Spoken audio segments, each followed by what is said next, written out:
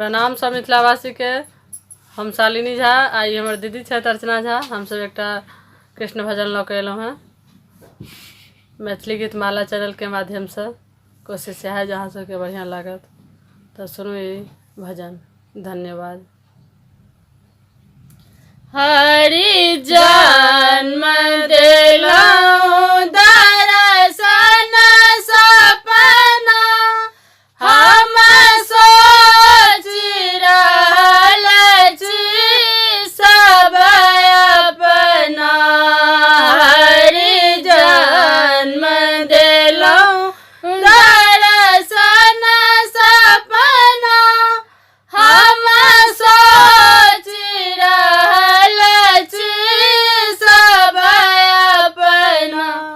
अहाँ कदम गाछ तर ठाढ़ छलहुँ, अहाँ कदम गाछ तर ठाढ़ छलहुँ, हम बंसी बजावती देख लेलहुँ, हम बंसी बजावती देख लेलहुँ। हरि जन्म देलहुँ दर्शन सपना, हम सोचि रहल छी सब अपना।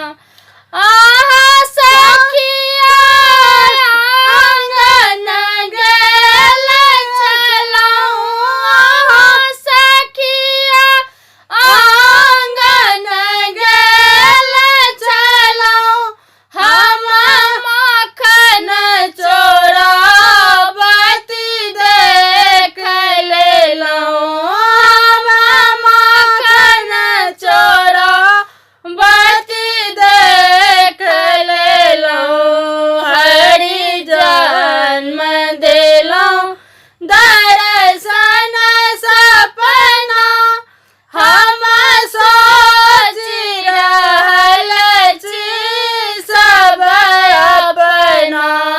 हम सोचि रहल छी सब अपना।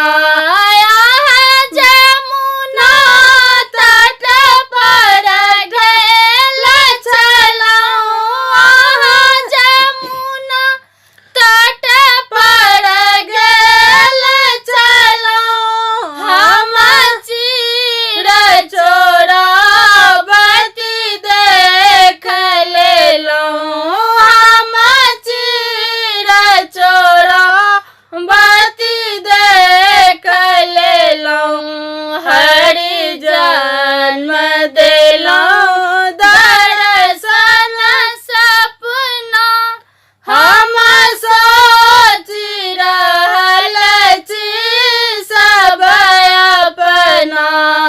हरि जन्म देलहुँ दर्शन सपना, हम सोचि रहल छी सब अपना। धन्यवाद। जय मिथिला, जय मैथिली।